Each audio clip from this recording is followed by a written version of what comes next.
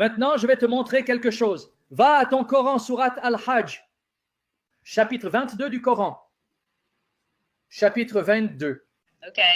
Bien? Bien. Maintenant que tu as dit ça, maintenant je sais qu'il y a de l'espoir que Dieu travaille dans ton cœur. Va au chapitre 22, que tu arrives, Surat Al-Hajj, chapitre 22. OK. Quand tu y seras, je veux que tu regardes les versets 6 et 7. 6 et 7. OK, je l'ai. Ok, lis-le pour moi lentement.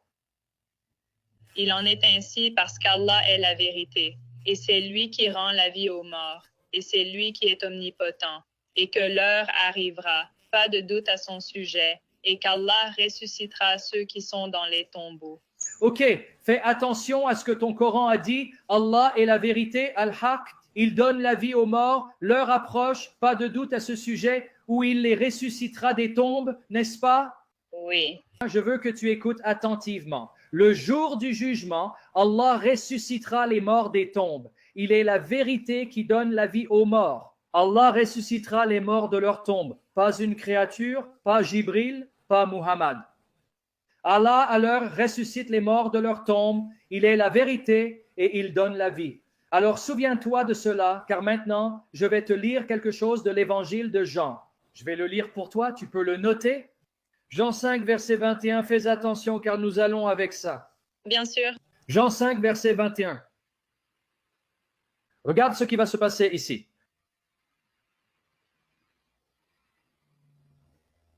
Car comme le Père ressuscite les morts, c'est Jésus qui parle, comme le Père ressuscite les morts et leur donne la vie, de même le Fils donne la vie à qui il veut. Le Coran dit que Allah donne la vie à qui il veut. Jésus dit que moi, le Fils et le Père, nous donnons la vie à qui nous voulons. C'est le numéro 1. Jean 5, verset 25. Jean 5, verset 25. C'est encore Jésus. Fais attention, je vais le lire lentement pour toi. Jean 5, verset 25. En vérité, je vous le dis, l'heure approche. N'oublie pas ce que tu as lu dans la sourate Al-Hajj. Au chapitre 22, verset 7, il est dit... L'heure approche, n'en doute pas, Allah les ressuscitera de leur tombe. Remarque ce que Jésus dit, Jean 5, verset 25. En vérité, je vous le dis, l'heure approche et elle est déjà venue où les morts entendront la voix du Fils de Dieu et ceux qui entendront vivront. Jésus dit, à cette heure-là, ils entendront la voix du Fils de Dieu, ma voix, et ils reviendront à la vie. Ô mon Dieu! Jean 5, verset 28 à 29, note-le, Jean 5, verset 28 à 29, car je vais le lire pour toi. Oui, je l'ai. Ok, laisse-moi te le lire maintenant. Jean 5, verset 28, 29, fais attention. Ne vous étonnez pas de cela, car l'heure approche où tous ceux qui sont dans leur tombe entendront sa voix. En 25, il est dit, la voix du Fils de Dieu et sortiront. Maintenant, le dernier, Jean 14, verset 6.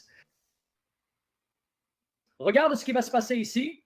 OK. Jean 14, verset 6, Jésus lui dit, « Je suis le chemin, la vérité et la vie. » La vérité et la vie, nul ne vient au Père que par moi. Ok, tu viens de lire dans ton Coran qu'Allah est la vérité. Il donne la vie. L'heure vient, Allah les ressuscitera de leur tombe.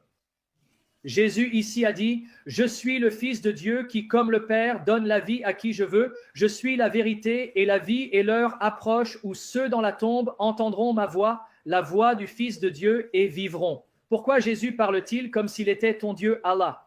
Pourquoi fait-il ce que le Coran dit que seul Allah peut faire? Oups. Tout ce que tu viens de dire vient de Jean. Et donc, si je te montre de Muhammad que Jean dans l'Évangile, vas-tu dire que je suis stupide et que je suis désolé d'avoir argumenté avec mon prophète? Non. Ok, attends. Le Coran dit qu'il y a une prophétie de Jésus dans l'Évangile. Où est cette prophétie? Le Coran dit qu'il y a une prophétie de Jésus dans le... Non, plutôt Muhammad. Désolé, qu'il y a une prophétie de Muhammad dans l'Évangile. Où est cette prophétie? Ah, la prophétie de Muhammad dans l'Évangile? Laquelle? Laquelle était-ce? Ésaïe, oui. Ce n'est pas l'Évangile. Laisse-moi essayer encore. Quel Évangile a prophétisé Muhammad? Oh, je ne sais pas ça, je connais celui de l'Ancien Testament. Non, non, parce que ton Coran dit au chapitre 7, verset 157, qu'il y a une prophétie dans la Torah et l'Évangile. Sais-tu quelle prophétie tes musulmans citent, tes Ikhwan citent? Laquelle? Jean chapitre 14. De l'Ancien Testament? Jean 14, Jean 15, Jean 16, où Jésus dit « Je prierai le Père et il vous donnera un autre paraclet. »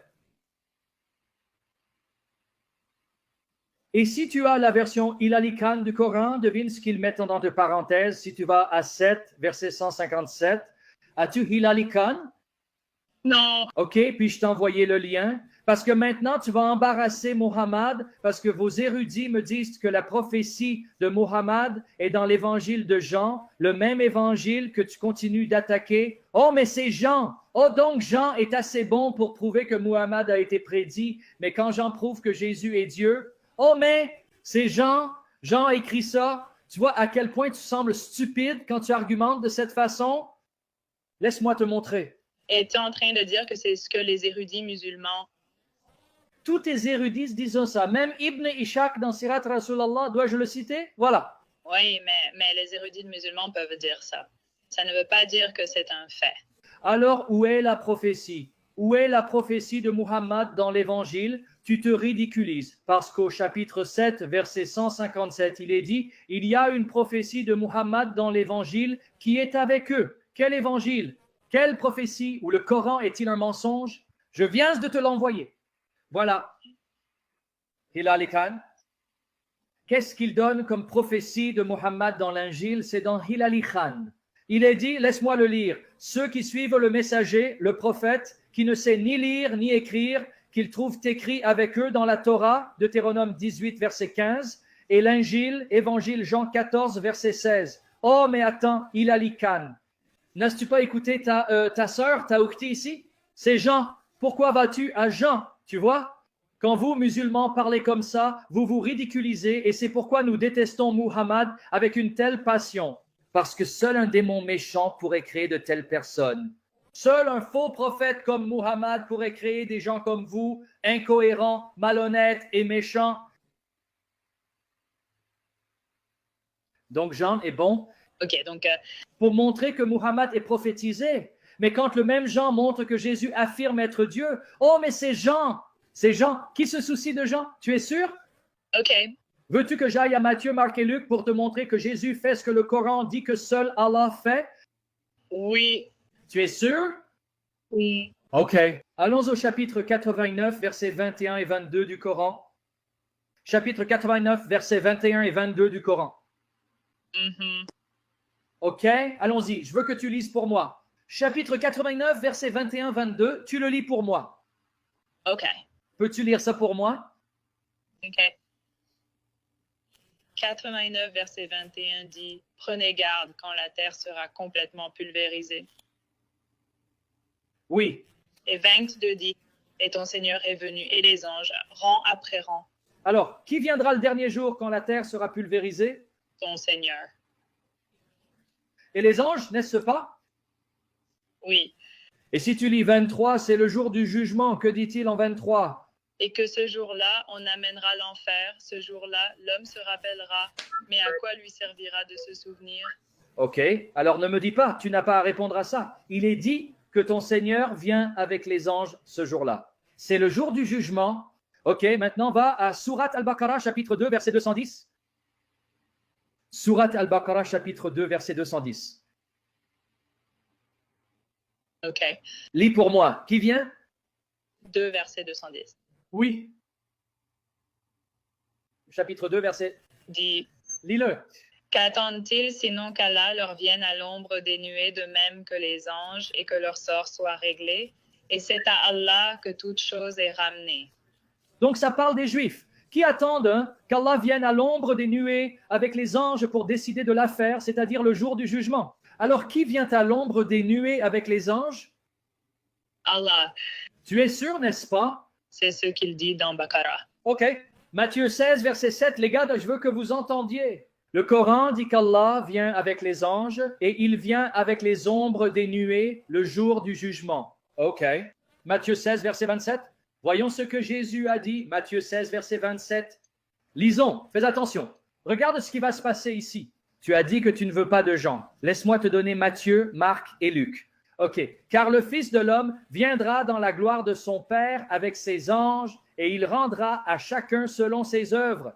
Jésus dit, moi, le Fils de l'homme, viens dans la gloire de mon Père avec les anges pour récompenser les gens. Selon le Coran, est-ce qu'un prophète vient avec les anges pour juger? Dans le Coran, la sourate Al-Baqarah dit c'est Allah. Et puis le chapitre 89 dit ton Seigneur, n'est-ce pas? Ouais. Il est dit ton Seigneur. Mais Jésus dit, moi, le Fils de l'homme, je viens dans la gloire de mon Père avec les anges pour rendre à chacun selon ses œuvres. Oh mon Dieu. Matthieu 25. Mais ce n'est pas une contradiction. Où est la contradiction? Donc tu crois que Jésus est ton Dieu, Allah? Non, j'ai dit que ce n'est pas une contradiction. Comment cela peut-il ne pas être une contradiction si Jésus n'est qu'un simple prophète? Pourquoi vient-il avec les anges pour juger le monde quand ton Coran dit qu'Allah vient? Écoute, c'est une de mes questions parce que dans la Bible, Jésus se réfère toujours à lui-même comme Fils de l'homme. Mais tu n'écoutes pas, ma sœur. Alors, essayons encore. Jésus est Fils de l'homme parce qu'il est homme. Que penses-tu? Nous pensons qu'il est un fantôme comme Casper. Mais laisse-moi répéter, tu n'écoutes pas. Le Fils de l'homme vient dans la gloire de son Père, donc le Fils de l'homme est le Fils de Dieu. La gloire de son Père avec les anges pour juger. Le Coran est-il d'accord que Jésus va venir avec les anges pour juger le monde? C'est ce qui est dit dans le Coran, oui. Donc Jésus vient pour juger le monde. Donc tu viens de prouver que Jésus est Allah, ton Seigneur. Merci. Je n'ai pas dit Jésus, j'ai dit... Selon le Coran, qui vient avec les anges pour juger le monde? Le Seigneur, ouais. Et il vient avec les anges pour faire quoi? Pour juger le monde. Et il vient sur les nuées, n'est-ce pas? Oui. Mais Jésus a dit, en moi le Fils de l'homme, parce qu'il est homme. Personne ne pense qu'il est Casper le gentil fantôme, qui viendra dans la gloire de mon Père avec les anges pour juger tout le monde. Crois-tu que ce que Jésus a dit est en accord avec ton Coran? En accord avec le Coran? Le Coran est, oh mon Dieu, tu es tellement démonisé. Tu le vois, mais tu ne veux pas le dire parce que maintenant, cela prouvera que Muhammad est le fils du diable. Le Coran est clair.